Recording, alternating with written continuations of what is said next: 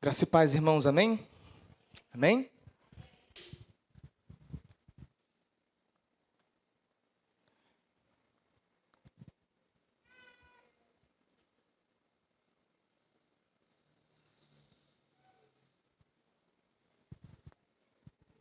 Quero convidar os irmãos a abrirem suas Bíblias. Desculpa, irmãos. Quero chamar as crianças aqui à frente.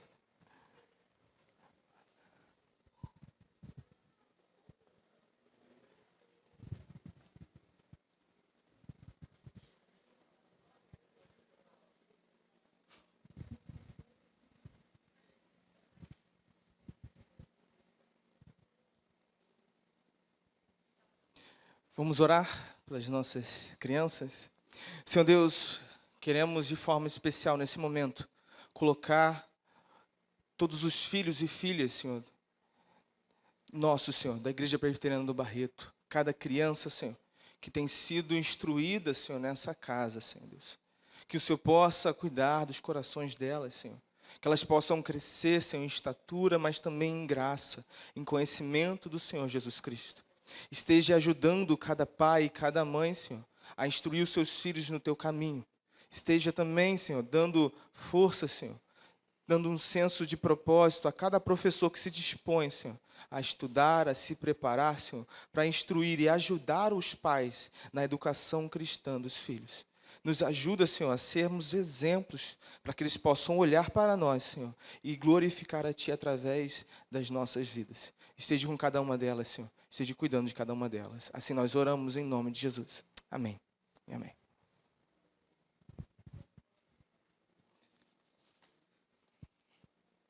Agora sim, irmãos, peço que os irmãos possam estar abrindo suas Bíblias no Evangelho de Jesus Cristo segundo João, capítulo 14.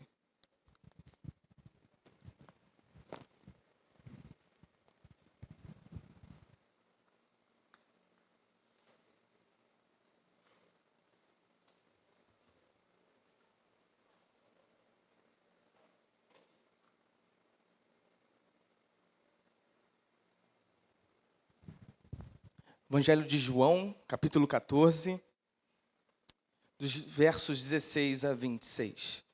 Peço que os irmãos permaneçam com as suas Bíblias abertas durante toda a nossa meditação.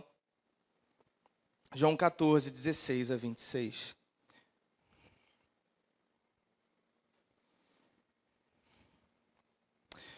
Queridos, a Escritura, ela narra para a gente como Deus se revelou ao homem através da história.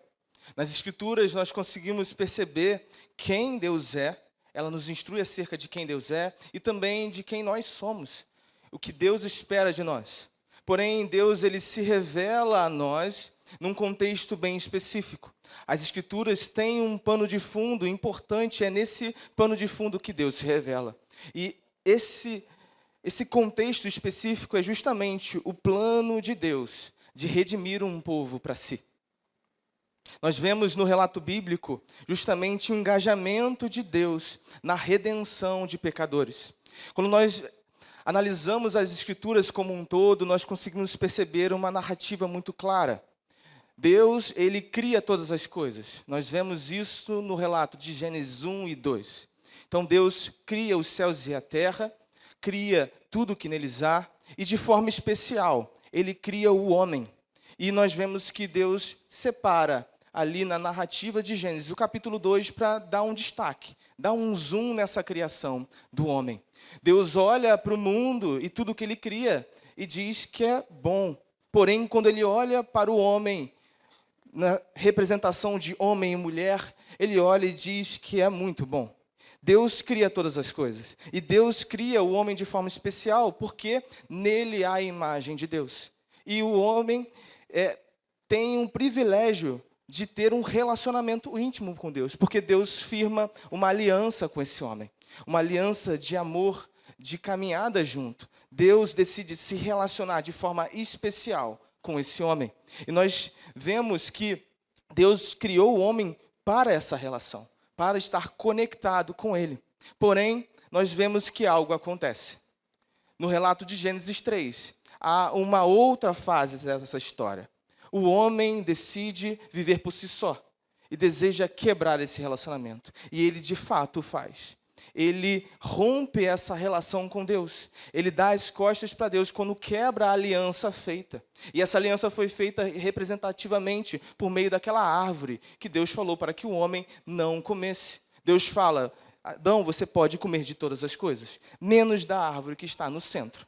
Se um dia dela você comer, você morrerá.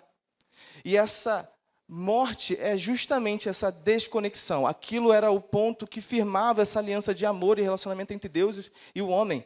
E no momento que o homem tomasse daquele fruto e comesse ele estaria dizendo para Deus: eu não quero mais viver esse relacionamento. E de fato, o homem fez isso. E o resultado disso foi a sua morte. E nós vemos, a partir desse relato, e grande parte das Escrituras tratam do plano de Deus para redimir esse homem. O homem deu as costas para Deus, mas por amor a esse homem, Deus cria um plano. Deus traça um projeto para resgatar esse homem de volta para si. E nós vemos esse projeto sendo desenrolado durante todo o relato bíblico. E tem como ápice, né, o fim desse projeto, o principal ponto nesse plano divino, a vinda do Filho, a vinda de Jesus, se encarnando, morrendo, tomando essa pena que era nossa e nos dando vida e reconciliação com Deus. E hoje nós vivemos ainda uma esperança de que Deus já enviou o seu Filho, Ele já veio, Ele já fez o que deveria ser feito, Ele cumpriu toda a vontade de Deus, mas estamos agora numa fase onde nós esperamos a consumação de todas as coisas, onde de fato todas as coisas serão feitas novas e Jesus Cristo voltará uma segunda vez para restaurar todas as coisas. Dentro da missão de Deus, de redimir a sua igreja, Deus ele vai se revelando ao longo das Escrituras, não como um ser solitário, mas como um ser plural. Deus, ao longo do processo de se revelar ao homem, ele se apresenta sim como um único Deus, mas que subsiste em três pessoas, assim como o pastor Arthur trouxe para nós alguns domingos atrás. São três pessoas distintas, porém que possuem a mesma essência, e eles estão engajados na mesma missão de separar um povo para a sua própria glória. Há 2 domingos atrás, o bacharel Diego trouxe uma reflexão sobre o Filho, sobre Jesus sendo Deus. Hoje nós falaremos sobre a pessoa do Espírito Santo, e Ele como Deus, e como as Escrituras nos apresentam ao Espírito Santo. Por isso eu quero convidar os irmãos a lerem, a acompanharem comigo os versículos 16 a 26 do capítulo 14 de João, que diz assim: Eu pedirei ao Pai, e Ele lhes dará outro conselheiro, para estar com vocês para sempre, o Espírito da verdade. O mundo não pode recebê-lo, porque não o vê nem o conhece, mas vocês o conhecem, pois ele vive com vocês e estará em vocês. Não os deixarei órfãos, voltarei para vocês. Dentro de pouco tempo o mundo não me verá mais. Vocês, porém, me verão.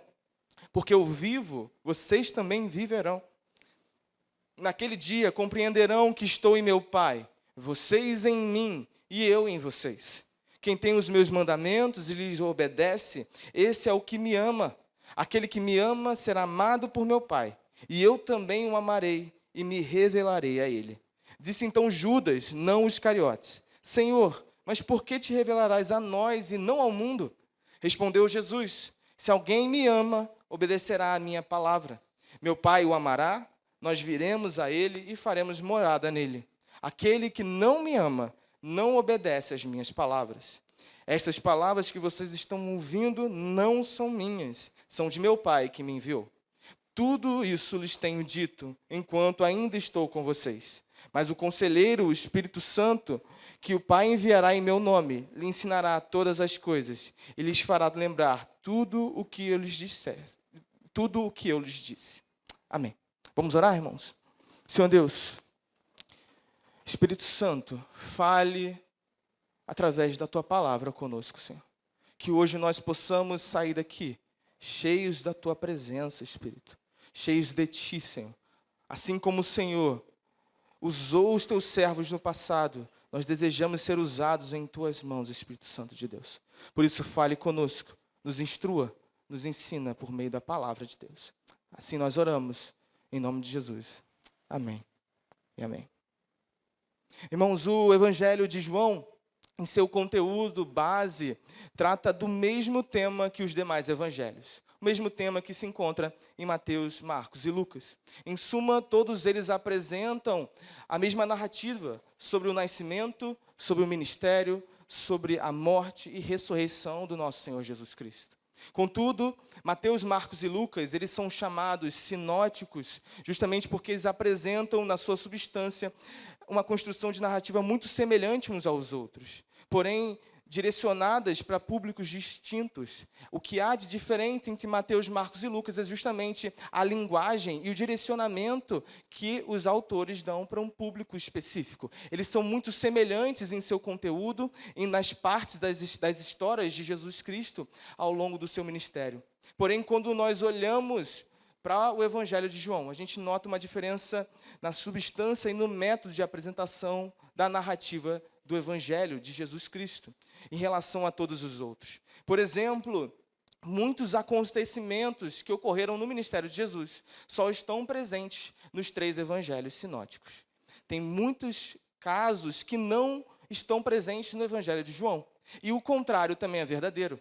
Tem fatos do ministério de Jesus que só nos são narrados por João. Não há os mesmos fatos dentro dos evangelhos sinóticos.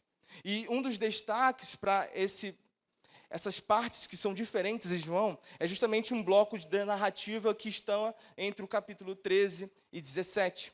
Nós podemos dividir o relato total do Evangelho de João em 3 partes. Do capítulo 1 ao capítulo 12, João foca a narrativa dele nos 3 anos de ministério de Jesus. Ele, de uma forma macro, ele apresenta tudo o que Jesus fez naqueles 3 anos. Como ele caminhou com seus discípulos, com a multidão, todos os atos miraculosos que ele fez durante a sua caminhada. Isso é narrado entre os capítulos 1 e 12. No capítulo 13 até o capítulo 17, João se concentra de uma forma específica nas últimas horas de Jesus com seus discípulos, antes dele ser traído e de ser preso. Aqui nós vemos algo muito interessante, porque João ele pega uma quantidade considerável do seu escrito, que são 5 capítulos, para tratar cerca de 4 a 5 horas da vida de Jesus na Terra. Momentos ali mais íntimos de Jesus com os seus discípulos mais próximos. E esse trecho aqui justamente é um dos trechos que só tem em João. Do capítulo 18 ao 21, justamente é a narrativa do julgamento, da paixão e a ressurreição de Jesus Cristo e seus momentos finais, os dias finais dele com os discípulos. Quando nós estamos nesse trecho, como nós vimos, das últimas horas de Jesus antes de ser traído e preso, um pouco antes do capítulo 14, que nós estaremos lendo hoje, mas exatamente no capítulo 12, ele termina esse trecho com os discípulos, dizendo que ele haveria de ser morto. Ele explica aos discípulos que dali a um tempo ele seria morto. E diante dessa realidade, parece que Jesus já percebeu qual seria o sentimento dos seus discípulos ao saberem disso, ao verem o seu mestre morto e não terem mais o seu mestre ali com eles. Jesus parecia que ele tinha entendido que o sentimento dos seus discípulos seria de orfandade, que os seus discípulos sentiriam falta, a ausência do seu mestre. Porque Jesus, irmãos, era Deus presente. Jesus tinha feito maravilhas, tinha cuidado daqueles homens, tinha transformado a vida daqueles homens. Como que esses homens não estariam se sentindo com um buraco no peito, quando esse homem tão especial, tão amoroso, que transformou a vida deles de uma forma tão radical, não estivesse mais do lado deles? O sentimento que esses homens teriam era como um sentimento de um órfão. Assim, Jesus vai apresentando uma nova realidade. Jesus vai motivando os seus discípulos.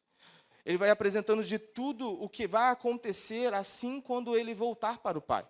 No início do capítulo 14, em que nós estamos com os nossos olhos, Jesus começa a tranquilizar os seus discípulos, rogando para que eles não se entristeçam, não se abatam com a sua partida. E ele começa a olhar para o futuro e discorrer promessas maravilhosas e que, de fato, ele não os abandonaria. No texto que nós lemos, Jesus afirma que não deixaria os seus discípulos órfãos. Porém, ao mesmo tempo, ainda era necessário que ele voltasse para o Pai. Por isso, Jesus promete a descida do Espírito Santo, o qual iria continuar a sua missão no mundo. Assim, nós entramos no texto que nós lemos. Eu quero pedir que os irmãos vão acompanhando à medida que eu estarei lendo aqui os textos. Jesus, ele inicia o seu discurso para tranquilizar os seus discípulos, dizendo assim: eu pedirei ao Pai e Ele dará a vocês outro conselheiro para estar com vocês para sempre. O que Jesus diz que dará a eles? Um outro, irmãos, conselheiro. Outro conselheiro. Esse versículo 16 tem duas palavras muito importantes, que aos nossos olhos, na nossa língua, talvez não tenha tanto significado quanto na língua grega, onde o texto foi escrito. A primeira palavra importante para o nosso entendimento é parácletos, ou paracletos, que é justamente o que a nossa Bíblia traduz por conselheiro. Esse termo, no grego, ele diz respeito a um conselheiro, a um consolador, em alguns casos, um defensor, mas nós vemos que talvez a melhor forma de entender o que esse termo quer dizer é aquele que é chamado para caminhar lado a lado. O paracleto seria aquele que conduziria, que protegeria, que consolaria, que ia direcionar os discípulos na caminhada enquanto Jesus estivesse ausente. Ele seria o conselheiro que transmitiria a sabedoria de Deus para a vida. Então Jesus diz, vocês não ficarão sozinhos. Haverá alguém que caminhará no lado de vocês. Vocês não estarão no caminho sozinhos. Alguém estará, um outro conselheiro estará caminhando com vocês. A outra palavra é alon, que é a tradução que nós temos para outro. E esse outro também no grego tem um significado ligeiramente diferente da nossa língua cotidiana, do nosso dia a dia. Em nossa linguagem do dia a dia, normalmente a gente usa o termo outro para se referir a algo diferente do objeto que a gente está citando. Algo que, quando a gente fala, a gente está conversando, e a gente pergunta para o nosso amigo, diz assim, você quer o suco do sabor X? Não, eu quero outro. Diferente desse X. Diferente. Não, eu não quero de melancia, eu quero outro. Quero de maracujá. Então, essa ideia de um outro diferente do primeiro não é o que esse termo quer dizer. O outro, nesse texto, está dizendo de outro conselheiro que é igual ao primeiro. Que é exatamente igual ao primeiro. É da mesma natureza, da mesma essência. É um outro igual. Nesse trecho, João nos instrui algo muito importante. O conselheiro que viria para os discípulos, ele tem a mesma essência do próprio Jesus. Ele tem a mesma natureza de Jesus Cristo. E podemos entender que, dentro do contexto de João, quando a gente vai olhar o texto de João, ele tem uma característica muito interessante. João, dos evangelistas, é aquele que mais traz ênfase à divindade de Jesus Cristo. Que traz mais ênfase em Jesus Cristo como Deus, mais do que homem. Lembrando que nosso Senhor Jesus, ele é 100% Deus e 100% homem. E nós vemos que, assim como Jesus é um com o Pai, como João diz, o Espírito Santo também é um com o Pai e com o Filho. Nós vemos que o mesmo Jesus que João inicia o seu evangelho dizendo que ele era o Verbo, que ele estava com Deus, que ele era Deus, que por meio dele todas as coisas foram feitas, ele está dizendo que o conselheiro é da mesma essência, da mesma natureza que esse homem, de que esse homem que é também Deus. Então, diferente, por exemplo, de Marcos, que tem o seu foco em Jesus como na sua humanidade, como o servo sofredor que Isaías narra, João já traz um uma visão voltada para a divindade de Cristo. E assim nós podemos perceber que, dentro desse contexto e do ensinamento de João, quando João diz que esse outro conselheiro é igual a Jesus, ele está falando que ele é igual em todos esses sentidos. Que esse mesmo Deus, o Verbo que criou todas as coisas, é da mesma natureza que esse conselheiro que viria. O Espírito Santo, que é esse que viria, que é esse conselheiro, ia continuar a missão do Filho, como o outro que é igual em sua natureza divina. Não é à toa que quando nós vamos ler as narrativas posteriores aos evangelhos, que estão lá em Atos, diversas vezes Lucas usa o termo Espírito de Jesus para se referenciar ao Espírito Santo. Muitos textos estão lá, e Paulo foi impedido pelo Espírito de Jesus de passar a determinado lugar. E Paulo foi coagido a ir para determinado lugar pelo Espírito de Jesus. Em diversos textos de Atos, nós vemos esse termo. Mais uma vez, nós entendemos como que Jesus Cristo, como Deus, tem a mesma essência do Espírito Santo. E o Espírito Santo, nesse caso, ele é Deus, assim como o Filho é Deus. Seguindo o texto, João fala que esse conselheiro, ele é o Espírito da verdade. O mundo não pode recebê-lo, porque não o vê, nem o conhece. Mas vocês o conhecem, pois ele vive com vocês e estará em vocês. Jesus, no início do capítulo, no versículo 6, ele afirma aquele trecho muito conhecido.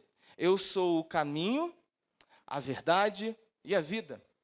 Jesus se coloca como a verdade. E agora João direciona que esse consolador, que esse conselheiro é o Espírito da verdade. Essas duas afirmações, assim como a anterior, não estão desconectadas, porque uma deriva da outra. Porque é o Espírito, e ele tem essa incumbência. O Paracletos tem essa incumbência de apresentar a verdade, de apresentar a Jesus Cristo, que é a verdade. A ação do Espírito é de revelar a verdade para aqueles que o conhecem. Novamente, a gente vê a ligação sobrenatural entre o Espírito e Jesus Cristo. Jesus está prometendo alguém igual a ele. Alguém que continuará aquilo que ele começou. A obra que ele começou em nós. E Jesus, de uma forma clara, ele segue dizendo: não os deixarei órfãos, voltarei para vocês. Dentro de pouco tempo o mundo não me verá mais. Vocês, porém, me verão. Porque eu vivo, vocês também viverão.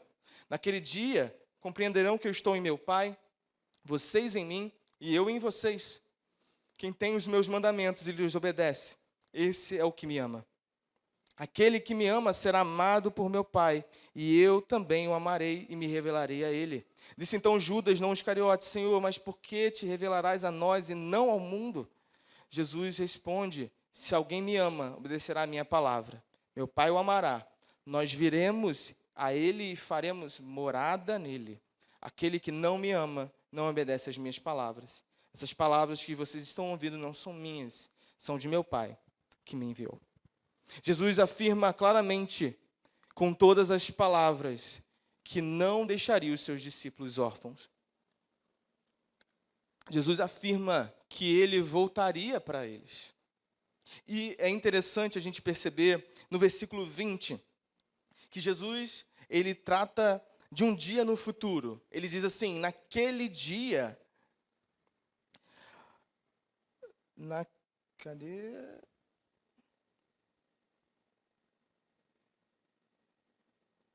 naquele dia, compreenderão que estou em meu Pai, vocês em mim e eu em vocês. Quando Jesus afirma naquele dia, os comentaristas, eles comentam de que esse dia que ele está se referindo é justamente a descida do Espírito Santo no Pentecostes. O dia que, de fato, o Espírito viria, que o conselheiro seria derramado. Quando Jesus afirma que ele voltaria para eles, é mais natural que entendamos que Jesus esteja falando da sua segunda vinda.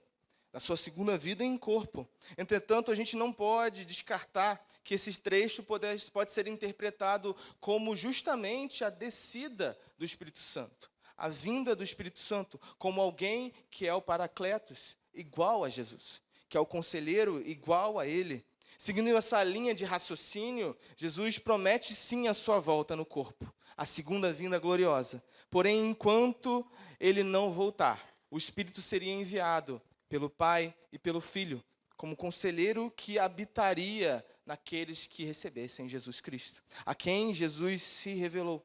Então nós vemos aqui que o Espírito, ele seria a presença de Deus no meio do povo. Naquele dia, Deus iria vir e habitar naquele povo, no meio dos discípulos, no seio da igreja do Senhor. Nos ensinamentos de Jesus, quando nós vemos a continuação aqui do texto, é algo importante ser esclarecido.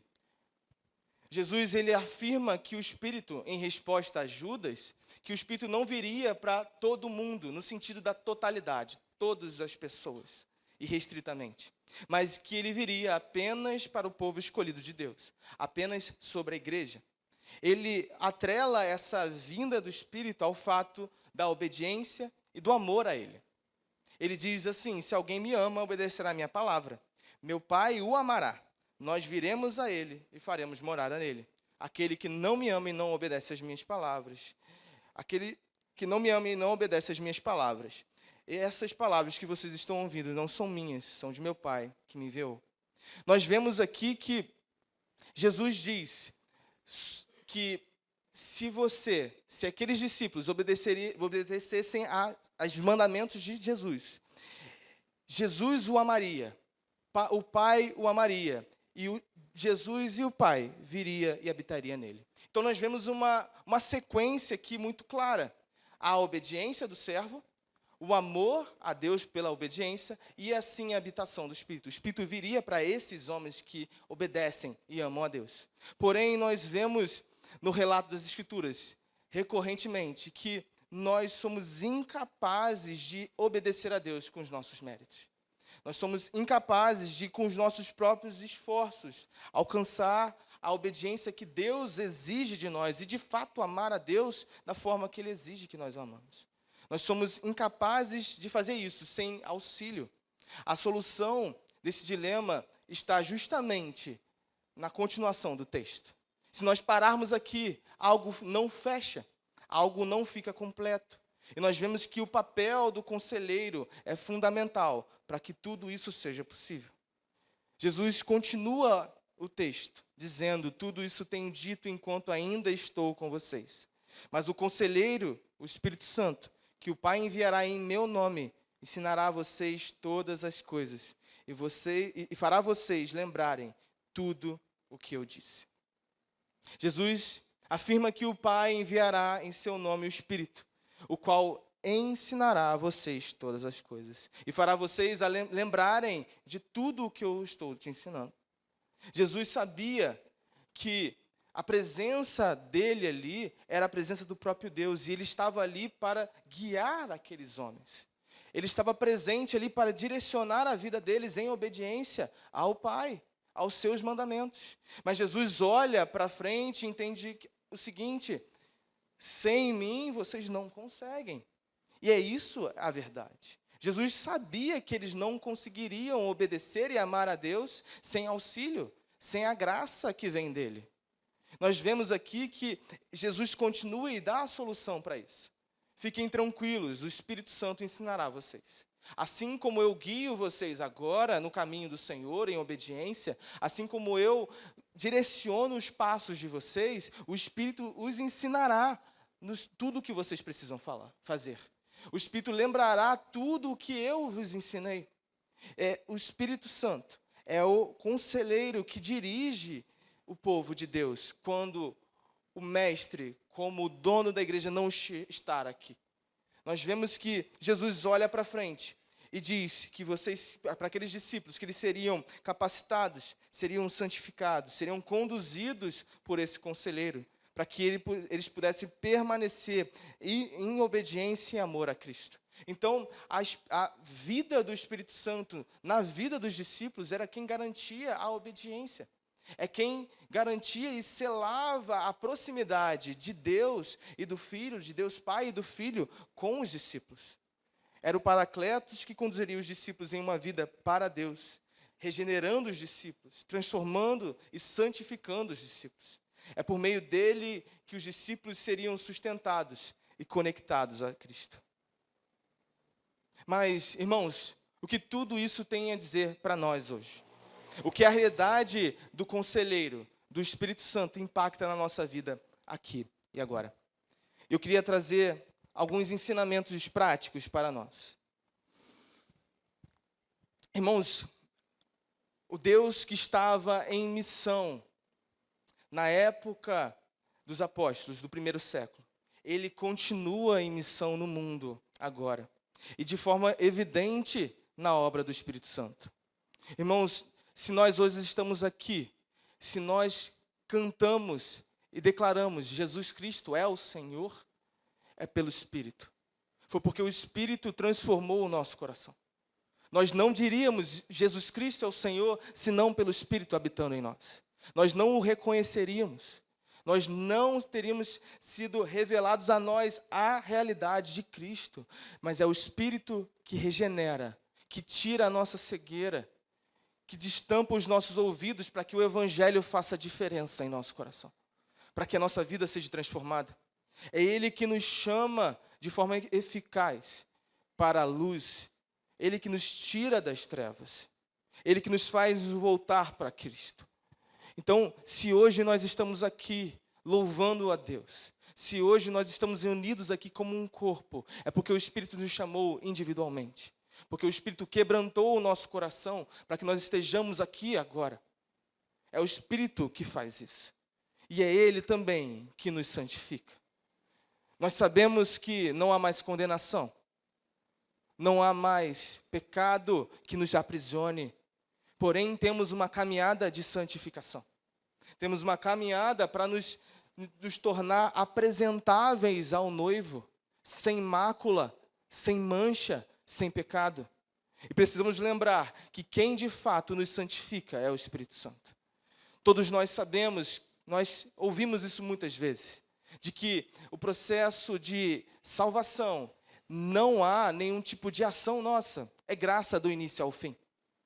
É misericórdia do início ao fim. Jesus fez tudo. Jesus fez tudo. Porém, nós sabemos que no processo de santificação, nós temos uma parte, um papel a ser feito. Porém, esse papel não é o que de fato nos santifica. Não é ainda o nosso mérito que nos santifica.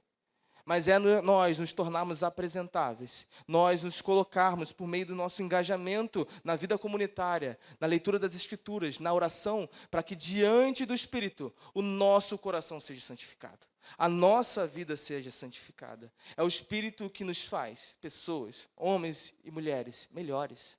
É o Espírito que nos torna parecidos com Jesus Cristo. O ponto é que as Escrituras, quando falam sobre isso, nos traz uma mensagem muito pesada.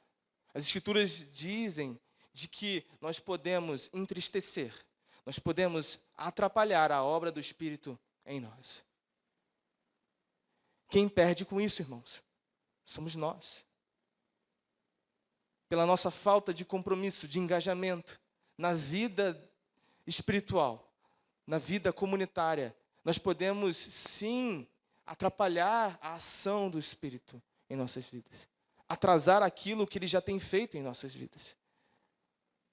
Nós temos responsabilidade, irmãos. Quando nós fomos resgatados por Jesus, incluídos no seio da igreja, Jesus nos chama a realmente largar a nossa vara de pesca, largar os nossos barcos e segui-lo de verdade, com toda a nossa vida, render a nossa vida a Ele.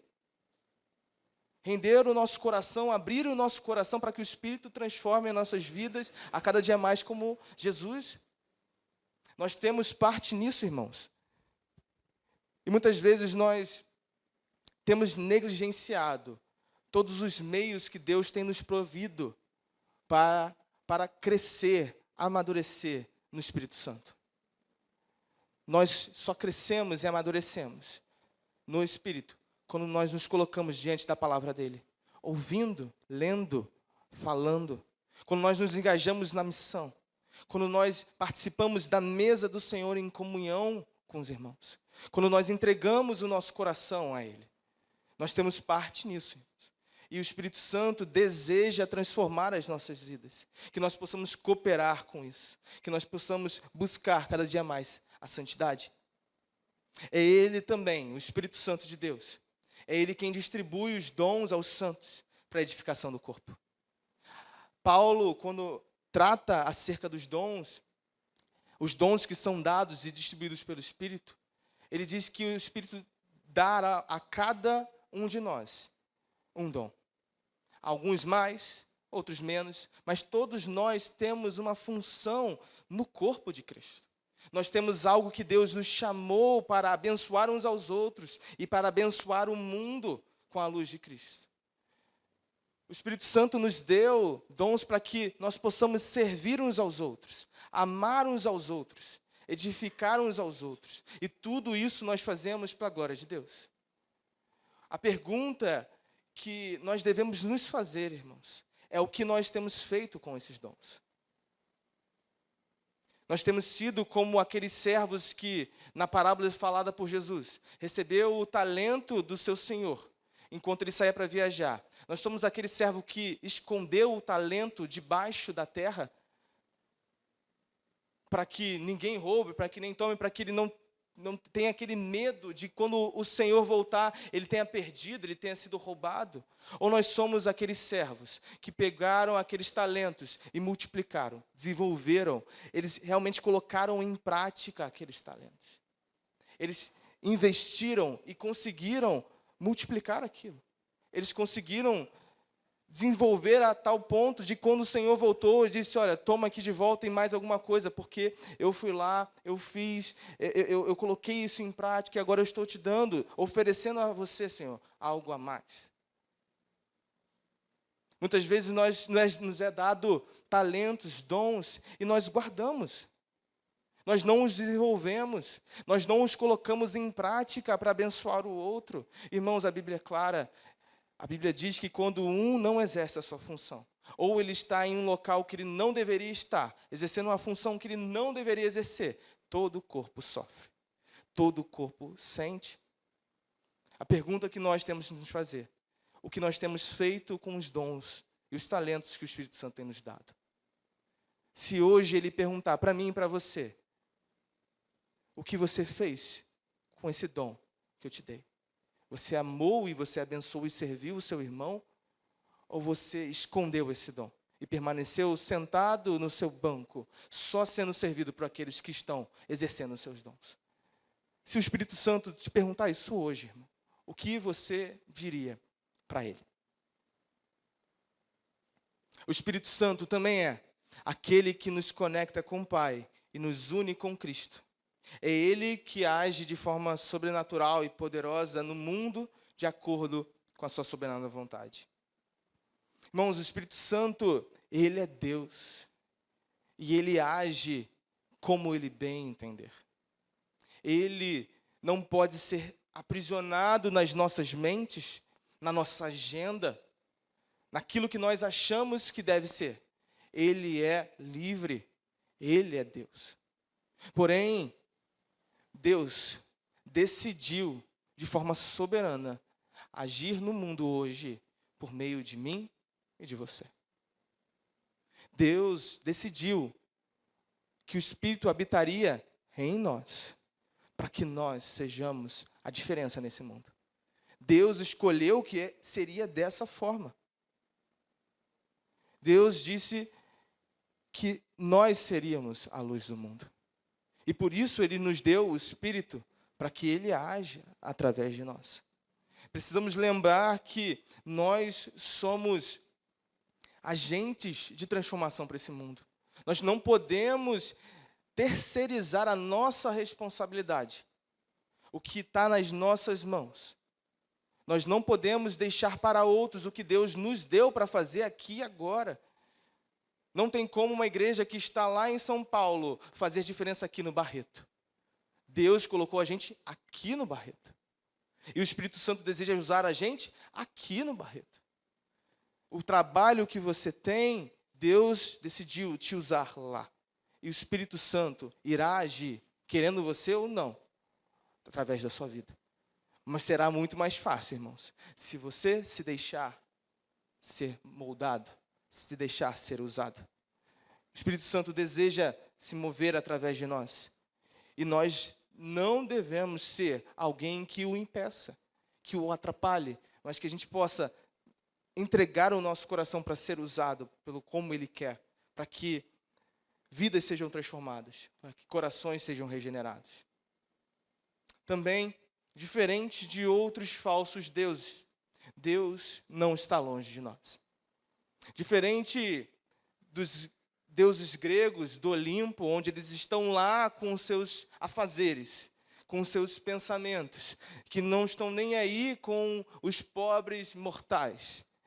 Nosso Deus não é igual a esses deuses falsos. Deus é de fato grande. É impossível nós mensurarmos quem Ele é. Porém, Deus está próximo de nós. Deus se encarnou e se fez como nós, por amor a nós. Irmãos, nós não estamos sozinhos na caminhada da vida. Nós não estamos desamparados. Assim como os discípulos, nós não estamos órfãos. Nós temos um Pai, nós temos um Abba, que nós podemos ter acesso. Nós temos Jesus, um Senhor, Mestre, que nos guia. E hoje nós temos um Espírito Santo que habita em nós, que está próximo de nós. Por isso nós podemos ter a certeza que durante os caminhos difíceis da vida, o Espírito Santo nos consolará.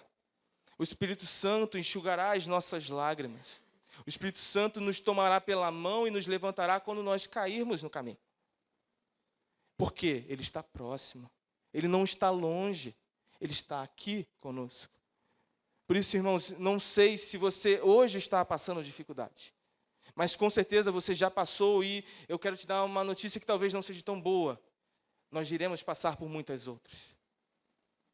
Mas saiba, a todo instante, o Espírito estará com você, te consolando, te guiando, te direcionando no caminho, até a volta do nosso Senhor Jesus.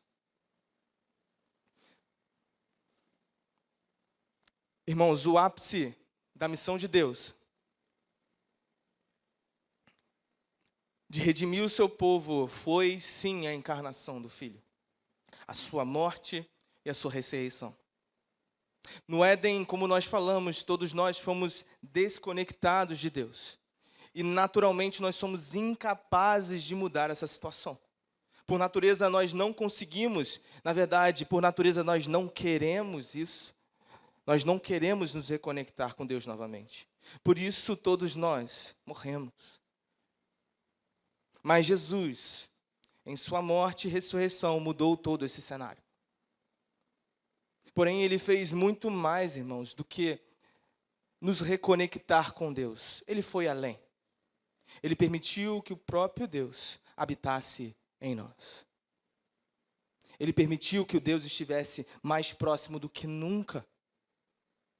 Ele permitiu que o Espírito Santo hoje estivesse aqui em nós, se movendo no seio da igreja, transformando as nossas vidas, agindo com perdão, com graça em nosso meio, restaurando os nossos casamentos, os nossos relacionamentos quebrados. Jesus fez com que Deus habitasse em nós. Hoje, Deus não habita mais em templos feitos por mãos humanas. Ele habita na igreja, que somos nós, irmãos. O mesmo Espírito que estava sobre Abraão, Isaque e Jacó. O mesmo Espírito que estava sobre José e o fez prosperar no Egito. O mesmo Espírito que chamou e impulsionou Moisés com atos poderosos, encheu ele da presença de Deus, para livrar o povo, para abrir o Mar Vermelho. O mesmo Espírito que esteve com Davi. O mesmo Espírito que esteve com Josué ao conquistar toda a terra prometida. O mesmo Espírito que esteve com Salomão e deu sabedoria do alto para ele. O mesmo Espírito que estava sobre os profetas, sobre Elias, contra os 400 adoradores de Baal. O mesmo Espírito que estava com Ananias, Misael e Azarias lá na cova, na fornalha ardente. O mesmo Espírito que estava com Daniel quando foi lançado na cova dos leões. O mesmo Espírito que falou pela boca dos profetas para todo o povo. O mesmo Espírito que estava com Cristo na sua caminhada. E o mesmo Espírito que estava com os apóstolos e que fez grandes coisas e que nos foi legada até hoje. Esse mesmo Espírito que nos é demonstrado nessas escrituras, que usaram homens para a glória de Deus, é o Espírito que hoje nos usa para a sua glória. Não é mais Pedro, Paulo ou qualquer outro apóstolo que hoje está com um canudo nas mãos. Não é mais esses homens que estão sendo cheios do Espírito para levar o reino de Deus para toda criatura. Somos nós, irmãos. Hoje é o tempo de nós entendermos que o Espírito Santo de Deus ainda está em missão nesse mundo e aqui agora. E nós somos partes também dessa missão. A Trindade Santa nos convidou a participar da maior missão que pode existir. Do maior papel que nós podemos ter. Maior do que qualquer trabalho, qualquer projeto. Deus, a Trindade, nos convidou. Por isso, irmãos, hoje esse Espírito que agiu no passado, age no nosso meio, transformando os nossos corações e nos usando para a glória de Deus. Vamos orar? Senhor Deus, louvamos a Ti pelo Teu Filho Jesus.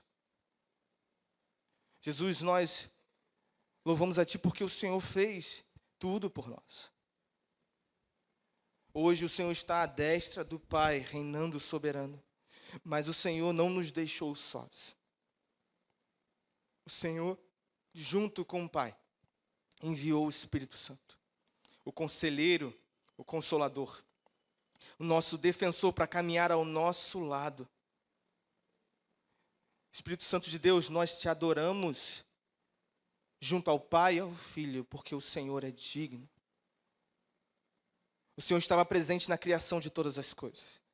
O Senhor pairava pelas águas. O Senhor estava presente em toda a história humana, agindo com poder. O Senhor é eterno, assim como o Pai e o Filho. Nós declaramos isso, Espírito Santo de Deus. E a Ti nós nos ajoelhamos, nós rendemos graças, glórias e honras a Ti, Espírito Santo. Haja em nós, Senhor. Haja através de nós, Senhor. Nos santifica cada dia mais. Molda o nosso caráter de acordo com Jesus, Senhor. Porque sabemos que o Teu ministério é apontar para o Filho. É revelar a verdade que está no Filho. Por isso nos mostra cada vez mais a Cristo, Senhor. Espírito Santo de Deus, molde o nosso coração cada vez mais. Que nós possamos entender que o Senhor se move no nosso meio. Que o Senhor pode fazer tudo, Senhor, que o Senhor fez no passado, hoje, aqui e agora. Que nós possamos nos engajar na sua missão, Senhor. Que nós possamos nos engajar naquilo que o Senhor tem preparado para o mundo, Senhor. Nos fortalece, nos guia, nos direciona a obedecer a Jesus Cristo e a amar a Deus sobre todas as coisas. Espírito Santo de Deus, a Ti nós glorificamos e adoramos com todo o nosso coração. Oramos em nome de Jesus. Amém e amém.